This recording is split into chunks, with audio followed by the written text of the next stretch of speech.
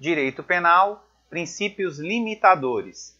Continuando os estudos dos princípios limitadores do direito penal, vamos falar agora sobre o princípio da subsidiariedade, também conhecido como princípio da ultima ratio. Sua base histórica tem fundamento na evolução do direito penal, tendo início aproximadamente no período humanitário, que foi estudado anteriormente por nós, e caso você tenha o nosso livro, poderá clicar nesse link e será direcionado ao fichamento visual dessa matéria.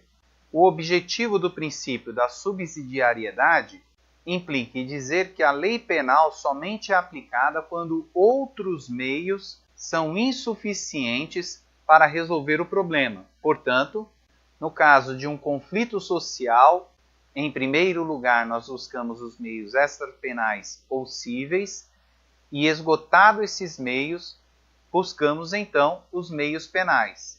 Dessa forma, esse princípio é aplicado como limitador do direito penal e como princípio interpretativo. Como princípio limitador do direito penal, ele impõe o fracasso na proteção de um bem jurídico determinado por outros ramos do direito. E como princípio interpretativo, ele regula os graus distintos de proteção, relacionados ao mesmo bem jurídico. Portanto, se uma norma principal é afastada, uma norma subsidiária poderá ser aplicada a esse delito. Em regra, a norma principal tem uma pena maior e a norma subsidiária uma pena menor. E por isso mesmo, ou seja, por esse afastamento da norma principal, nessa Hungria chama essa norma como soldado de reserva, pois é aplicada de forma subsidiária à norma principal, somente no caso de afastar da norma principal, por isso soldado de reserva. Por isso também encontramos a expressão lex primaria derogati legis subsidiariae relacionada a esse princípio interpretativo no princípio da subsidiariedade.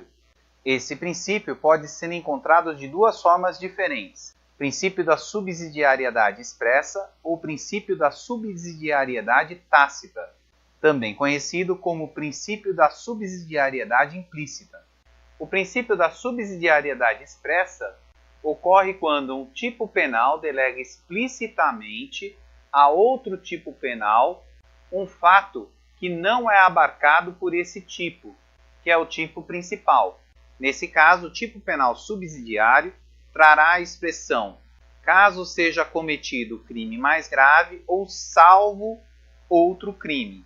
Um exemplo disso seria o artigo 307 do CP, que é a falsa identidade, que afirma que atribuir-se ou atribuir a terceiro falsa identidade para obter vantagem em proveito próprio ou alheio ou para causar dano a outrem, detenção de 3 meses a 1 ano ou multa se o fato não constitui elemento de crime mais grave.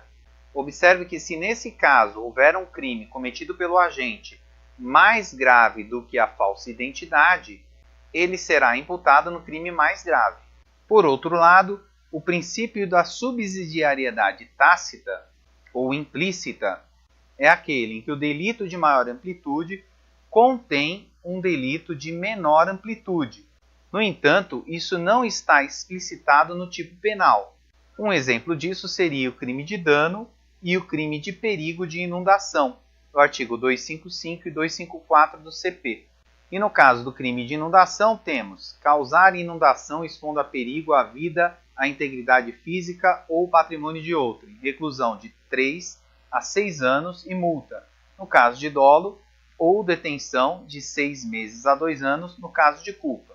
No entanto, é possível que a atitude do agente não cause efetivamente a inundação, mas se a atitude tiver causado a remoção, destruição ou inutilização em prédio próprio ou alheio, expondo a perigo à vida, à integridade física ou patrimônio de outrem, obstáculo natural ou obra destinada a impedir inundação, a reclusão é de 1 a 3 anos e multa.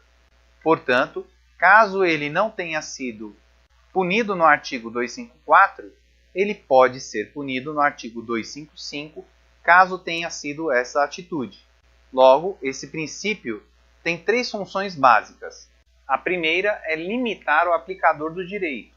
porquanto esse princípio projeta-se no caso concreto, ou seja, na aplicação da lei, no plano concreto, no fato em si. Deve, dessa forma, o juiz necessariamente observar o fato e verificar se há possibilidade de aplicação desse princípio. Ele também afasta o bis in idem, pois evita a aplicação de duas normas muito próximas a um mesmo delito. E ele prefere outros meios penais menos lesivos, porquanto aplica a pena menos grave, caso seja afastada a norma penal principal. E aqui é importante prestar atenção sobre a diferença que existe entre o princípio da subsidiariedade e o princípio da especialidade, embora alguns doutrinadores não entendam diferenças significativas entre esses princípios. Teremos que, como acabamos de ver, no princípio da subsidiariedade, o tipo penal não tem uma relação de espécie e gênero entre a norma penal principal e a norma penal subsidiária. No entanto, em relação ao princípio da especialidade, existe uma relação de espécie e gênero em relação ao tipo penal, ou às normas que estamos apontando, pois o tipo penal geral irá determinar de forma ampla o delito.